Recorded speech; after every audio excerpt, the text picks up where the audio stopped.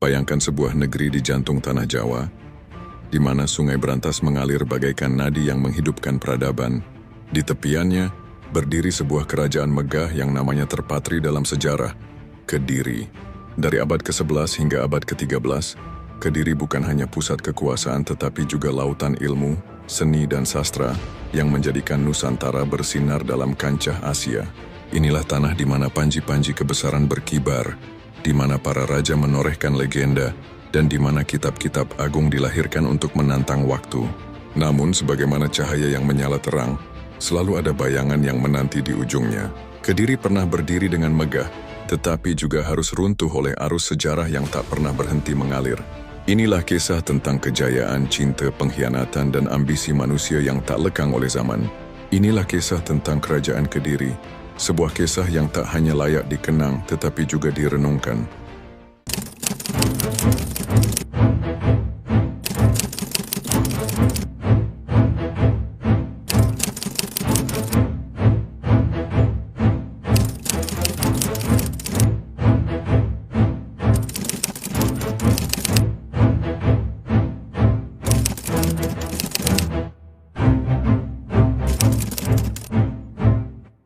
Di balik kejayaan tanah Jawa yang kita kenal hari ini, ada kisah panjang tentang lahirnya sebuah kerajaan yang kelak meninggalkan jejak besar dalam sejarah Nusantara. Kerajaan itu bernama Kediri, sebuah kerajaan Hindu yang tumbuh di jantung Jawa Timur. Namun sebelum namanya harum dan tercatat dalam naskah-naskah kuno, Kediri lahir dari bara perpecahan, dari kisah seorang raja besar yang harus memilih jalan pahit demi menghindari kehancuran bangsanya. Asal mula Kediri tak bisa dilepaskan dari sosok Airlangga, seorang raja besar yang memerintah antara tahun 1009 hingga 1042 Masehi. Airlangga adalah putra dari Raja Udayana dari Bali dengan Mahendradatta, seorang putri Jawa yang masih keturunan Empu Sindok, pendiri dinasti Isyana. Dari darah ibunya, Airlangga mewarisi hak atas tahta Jawa, sementara dari ayahnya ia mewarisi kebesaran dan kekuatan politik Bali. Perpaduan darah itulah yang menjadikannya tokoh penting di panggung Jawa awal abad ke-11. Namun perjalanan menuju tahtanya tidak mudah. Pada masa mudanya ia menyaksikan sendiri kehancuran kerajaan tempat ia dibesarkan. Kerajaan Medang atau Mataram kuno diguncang serangan besar dari musuh-musuhnya, terutama serangan Sriwijaya yang berambisi menguasai perdagangan Jawa. Istana Medang di Watan diporak-porandakan, rakyat tercerai-berai dan keluarga kerajaan melarikan diri menyelamatkan diri. Airlangga yang saat itu baru berusia belasan tahun dipaksa menyingkir ke hutan, hidup dalam pelarian bersama seorang resi yang setia menemaninya. Dari hutan belantara itulah, benih kekuatan baru mulai disemai. Setelah beberapa tahun dalam pengasingan, Airlangga mengumpulkan kembali sisa-sisa kekuatan rakyat. Dengan kecerdikan politik dan keteguhan hati, ia membangun kerajaan baru dengan pusat pemerintahan di Kahuripan, di sekitar delta Sungai Brantas. Dari tahun 1009 ia mulai memulihkan tanah Jawa, memperbaiki sawah, membangun bendungan dan saluran irigasi, serta menghidupkan kembali perdagangan yang hancur. Di bawah tangannya, Jawa Timur kembali bangkit. Pada masa pemerintahan Airlangga, wilayah kerajaan meluas. Ia berhasil menguasai kembali sebagian besar Jawa dan bahkan mengaitkan Bali ke dalam lingkaran kekuasaannya. Catatan-catatan sejarah termasuk prasasti dan naskah kuno menggambarkan negeri di bawah Airlangga sebagai tanah yang makmur, penuh dengan hasil bumi, serta sibuk oleh lalu lintas kapal dagang yang melintasi Brantas menuju Laut Utara Jawa. Tetapi kebesaran itu ternyata menyimpan satu masalah besar, suksesi. Airlangga memiliki dua orang putra yang sama-sama berhak atas tahta. Dua-duanya memiliki ambisi, dua-duanya memiliki pengikut dan dua-duanya ingin menjadi raja. Airlangga yang bijaksana menyadari bahwa jika ia hanya memilih salah satu, maka perang saudara akan pecah, dan kerajaan yang telah ia bangun dengan susah payah akan kembali hancur. Dalam suasana batin yang berat, ia mengambil keputusan besar pada tahun 1045 Masehi. Kerajaan yang ia bangun dibagi menjadi dua bagian. Bagian pertama dikenal dengan nama Panjalu, dengan pusat pemerintahan di Daha, sebuah kota tua di tepi Sungai Brantas yang kelak lebih masyhur dengan nama Kediri. Bagian kedua adalah Jenggala, dengan pusat di Kahuripan, bekas ibu kota Airlangga. Keputusan itu ibarat pedang bermata dua. Di satu sisi, ia berhasil mencegah pertumpahan darah antara kedua putranya. Tetapi di sisi lain, pembagian itu juga menanam benih persaingan yang kelak akan membentuk wajah politik Jawa selama lebih dari 1 abad. Setelah pembagian itu, Airlangga turun tahta. Ia meninggalkan singgasana, melepaskan mahkota dan memilih jalan seorang pertapa. Ia dikenal dengan nama Resi Gentayu. Hidup sederhana di hutan, jauh dari hiruk-pikuk politik yang dulu ia kuasai. Keputusan ini memperlihatkan wajah lain dari seorang raja. Bukan hanya seorang penakluk dan pemimpin, tetapi juga seorang bijak yang rela meninggalkan dunia demi kedamaian bangsanya. Sejak itulah 2 kerajaan berdiri berdampingan di Jawa Timur. Jenggala di satu sisi, Panjalu atau Kediri di sisi lain.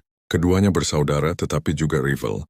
Pada awalnya mereka berjalan seimbang, namun sejarah mencatat bahwa Panjalu perlahan tumbuh lebih kuat. Kediri, dengan tanahnya yang subur, dengan sungai berantas yang mengalirkan perdagangan dan kehidupan, dengan rakyat yang setia, segera muncul sebagai kerajaan yang berpengaruh. Dari tanah inilah sebuah kerajaan yang kelak melahirkan raja-raja besar, karya sastra agung, serta ramalan yang mengguncang jiwa orang Jawa, mulai menapakkan kaki. Kediri lahir dari perpecahan, namun dari perpecahan itu ia justru menemukan jalan menuju kejayaan.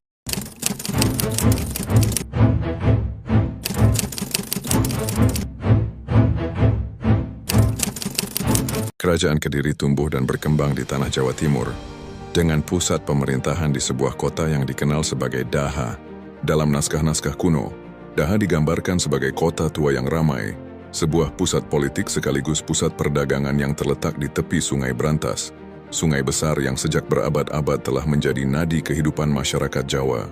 Sungai Berantas bukanlah sekadar aliran air, ia adalah jalur yang menghubungkan pedalaman dengan laut. Dari hulu di pegunungan hingga bermuara di pantai utara Jawa. Di sepanjang aliran Berantas kehidupan berdenyut, sawah-sawah luas terbentang, ladang-ladang berisi padi, kapas, dan rempah, desa-desa yang sibuk, serta pelabuhan-pelabuhan sungai tempat kapal dagang berlabuh. Dengan sungai ini, hasil bumi dari pedalaman dapat diangkut ke pesisir untuk kemudian diperdagangkan ke luar Jawa. Letak Kediri di Daha menjadikannya pusat yang strategis. Wilayah sekitarnya subur karena dialiri air dari sistem irigasi yang telah dikembangkan sejak masa Airlangga. Di utara dan timurnya terbentang dataran rendah subur, sedangkan di barat dan selatannya menjulang pegunungan yang menjadi benteng alam. Letak geografis ini bukan hanya memberikan perlindungan, tetapi juga kekayaan. Hasil pertanian melimpah, ternak mudah digembalakan, dan kayu dari hutan-hutan dapat dipergunakan untuk bangunan maupun kapal. Naskah Desa Warnana atau Negara Kertagama yang ditulis oleh Empu Prapanca pada abad ke-14 meskipun ditulis jauh setelah Kediri runtuh, masih mengingat Daha sebagai sebuah kota penting. Dalam bait-baitnya, Daha disebut sebagai kota yang megah, dikelilingi tembok, dengan jalan-jalan yang teratur, pasar yang ramai, serta istana megah tempat raja bersemayam. Gambaran ini menunjukkan betapa Daha bukan sekadar ibu kota administratif, tetapi juga sebuah pusat budaya dan kehidupan sosial masyarakat Jawa Timur kala itu. Selain itu, catatan Tiongkok dari dinasti Song juga memberikan keterangan berharga. Dalam catatan mereka, negeri Panjalu atau Kediri digambarkan sebagai negeri yang makmur, kaya hasil bumi, dan ramai oleh perdagangan. Kapal-kapal dari luar negeri seperti Champa, India, dan Tiongkok berlayar hingga ke pelabuhan-pelabuhan Jawa, dan dari sanalah rempah-rempah, kayu cendana, serta hasil bumi lainnya diperjualbelikan. Letak Kediri di pedalaman tidak menjadi penghalang, karena Sungai Berantas telah menjadikannya bagian dari jalur niaga internasional. Pusat pemerintahan di Daha dikelilingi oleh struktur kekuasaan yang rapi. Di jantung kota berdiri keraton, sebuah kompleks megah tempat raja memerintah. Di sekitarnya terdapat rumah-rumah para pejabat kerajaan, para bangsawan, dan pemuka agama. Sementara itu, pasar rakyat terletak tidak jauh dari pusat kota, sehingga kehidupan istana dan kehidupan rakyat berbaur dalam dinamika sehari-hari. Dari Daha inilah segala kebijakan politik, ekonomi, dan budaya dipancarkan ke seluruh wilayah kekuasaan Kediri. Keindahan alam Kediri turut memperkuat karakternya. Gunung Wilis di barat menjadi saksi bisu, sedangkan Gunung Kelut di timur dengan letusannya yang dahsyat kerap menjadi ancaman sekaligus berkah. Abu vulkaniknya menyuburkan tanah, menjadikan sawah-sawah Kediri begitu produktif. Inilah mengapa Kediri disebut dalam berbagai prasasti sebagai negeri yang makmur, negeri yang dipenuhi padi, dan negeri yang diselimuti kesejahteraan. Letak geografis yang strategis ini menjadikan Kediri bukan hanya sebuah kerajaan pedalaman, tetapi juga sebuah pusat kekuatan yang mampu mengendalikan jalur perdagangan dari pedalaman ke pesisir. Dari daha para raja Kediri menegakkan kekuasaan, membangun sastra dan budaya, serta menanamkan pengaruh yang kelak menjalar hingga keluar Jawa. Dengan ibu kota di daha yang subur, terlindungi oleh pegunungan, dialiri sungai besar, dan terhubung dengan jalur niaga dunia, Kediri memiliki segala syarat untuk tumbuh menjadi kerajaan besar. Dan dari benteng inilah, raja-raja besar Kediri lahir, termasuk Jayabaya yang namanya masih dikenang hingga berabad-abad kemudian.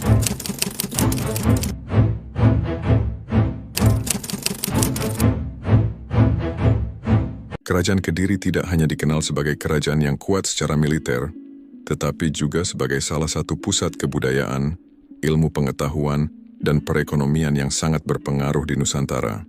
Kejayaan kerajaan ini bukan semata ditopang oleh kepemimpinan politik yang kuat, tetapi juga oleh fondasi kehidupan masyarakatnya yang teratur, penuh harmoni, serta dijiwai oleh keyakinan spiritual yang mendalam.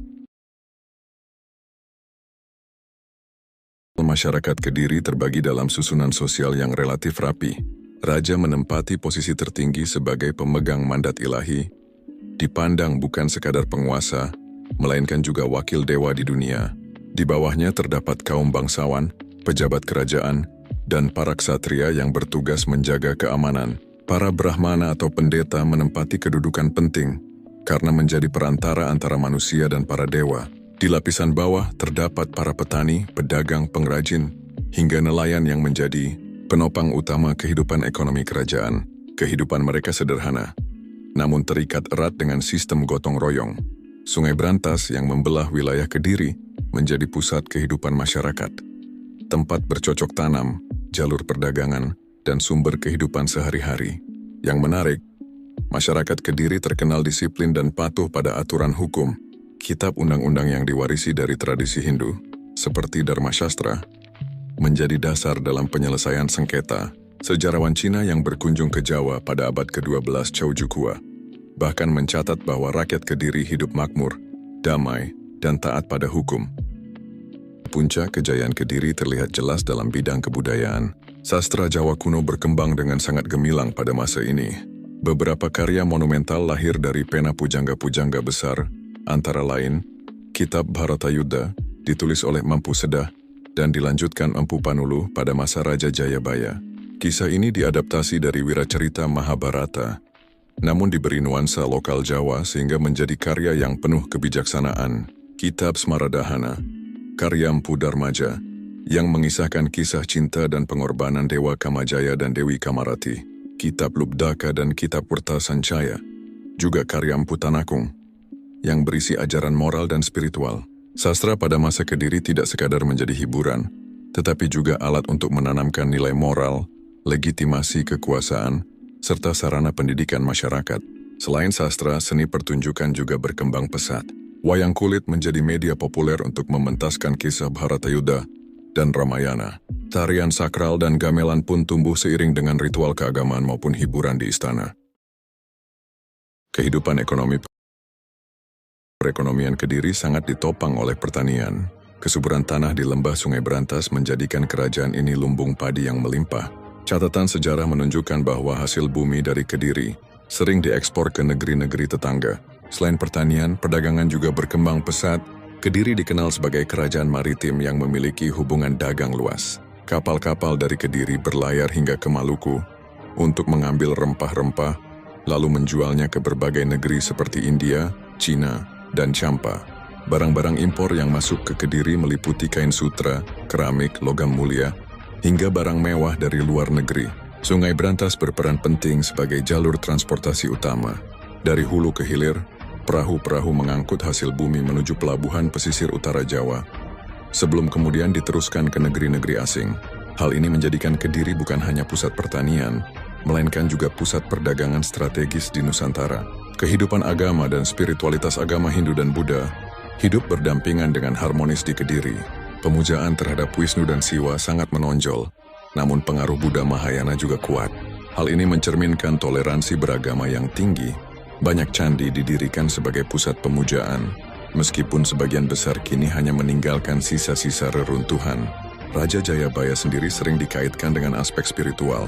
Ia dianggap sebagai raja titisan Wisnu yang membawa kedamaian dan keadilan. Dari masa pemerintahannya pula lahir ramalan Jayabaya, sebuah serangkaian prediksi tentang masa depan Jawa. Ramalan ini hidup berabad-abad kemudian, bahkan dipercaya sebagian masyarakat hingga hari ini. Selain itu, praktik kepercayaan lokal atau animisme juga tetap lestari. Rakyat tetap melakukan sesaji kepada roh nenek moyang dan makhluk gaib penjaga alam. Sinkretisme inilah yang menjadikan agama dan spiritualitas di Kediri begitu kaya dan unik. Warisan yang abadi kehidupan sosial, budaya, ekonomi, dan agama di Kediri telah melahirkan warisan peradaban yang abadi. Dari sastra yang indah hingga sistem ekonomi yang maju, dari toleransi agama hingga tatanan sosial yang teratur, semua menjadi bukti bahwa Kediri bukan sekadar kerajaan masa lalu, tetapi pusat kebudayaan yang mengilhami Nusantara. Sejarawan menilai bahwa tanpa Kediri, perkembangan budaya Jawa mungkin tidak akan secepat dan sekuat itu. Kerajaan ini adalah jembatan yang menghubungkan masa Hindu-Buddha dengan masa Islam, sekaligus mewariskan nilai-nilai luhur yang tetap dikenang hingga kini.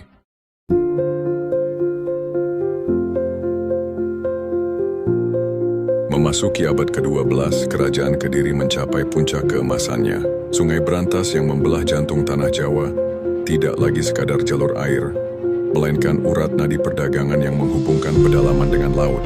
Dari aliran sungai itu, perahu-perahu penuh muatan berlayar membawa beras, rempah, hasil bumi, dan kain, lalu menukar kekayaan Nusantara dengan emas, perak, serta barang-barang mewah dari negeri jauh seperti India, Tiongkok, hingga Champa. Kediri berdiri sebagai kerajaan makmur, dan para pedagang asing menyebutnya dengan hormat sebagai salah satu pusat perdagangan terbesar di Asia Tenggara. Di bawah kepemimpinan Raja Jayabhaya yang bertahta sekitar tahun 1130 hingga 1160, Kediri mencapai reputasi yang melampaui sekadar kekuatan militer. Jayabhaya dikenal bukan hanya sebagai raja yang perkasa, tetapi juga seorang pelindung seni, ilmu pengetahuan, dan terutama sastra. Pada masanya lahir karya agung yang akan menggetarkan zaman, Bharatayuddha, karya Empu Sedah yang kemudian diselesaikan oleh Empu Panulu. Kitab ini bukan sekadar saduran dari epos India, melainkan tafsir Nusantara tentang perang, kekuasaan, takdir, dan moralitas. Di halaman-halaman Bharatayuddha itu, rakyat Jawa menemukan cermin tentang keberanian, kesetiaan, sekaligus ambisi manusia yang tak pernah padam. Namun kebesaran Kediri tidak berhenti pada satu kitab saja. Dari istana lahir pula karya-karya monumental lain, seperti Kakawin Hariwangsa dan Gatot Kacasraya, yang menegaskan bahwa tanah Jawa pada masa itu bukan hanya panggung pertempuran, tetapi juga rumah bagi akal dan jiwa manusia yang berupaya memahami semesta. Para pujangga Kediri bagaikan cahaya yang menerangi zaman, dan istana raja menjadi pusat kebudayaan yang kelak meninggalkan warisan panjang bagi Nusantara. Di sisi lain, kekuasaan Kediri pada masa Jayabhaya juga diselimuti aura mistis. Sang raja dikaitkan dengan ramalan yang dikenal sebagai Jangka Jayabaya, sebuah nubuat yang dipercaya meramalkan perjalanan panjang Jawa, dari masa kerajaan hingga jauh ke masa depan. Ramalan itu terus bergema selama berabad-abad, menjadikan nama Jayabhaya tak hanya tercatat sebagai penguasa, tetapi juga sebagai nabi kebijaksanaan dalam ingatan rakyat. Kejayaan ini semakin kuat dengan sistem pemerintahan yang teratur. Kediri membagi wilayahnya menjadi daerah-daerah dengan penguasa setempat yang tunduk pada pusat. Pajak dan upeti mengalir ke kerajaan, memperkaya istana sekaligus membiayai pembangunan, kesenian, dan militer. Tentara Kediri dikenal tangguh, dan lautannya dijaga oleh armada yang menghalangi ancaman bajak laut maupun serangan dari luar. Para musafir asing mencatat Kediri sebagai negeri dengan hukum yang tegas, rakyat yang rajin, dan raja yang bijaksana, meski terkadang kejam dalam menegakkan kewibawaan. Namun di balik semua kilauan itu, benih-benih perpecahan mulai tumbuh perlahan. Kekuatan besar selalu memancing iri hati, baik dari dalam maupun luar istana. Ambisi bangsawan, perebutan pengaruh antar pejabat, dan bayangan kerajaan-kerajaan tetangga yang mengintai. Semuanya menjadi riak kecil yang kelak akan menggerus kokohnya singgasana. Tetapi pada masa itu, Kediri bagaikan permata yang bersinar terang di tengah samudera Nusantara. Seorang raja, sebuah istana, para pujangga dan rakyat yang bekerja bahu-membahu menjadikannya simbol kebesaran Jawa. Inilah puncak keemasan Kediri, saat negeri itu berdiri gagah, dihormati, disegani, dan dikenang oleh dunia.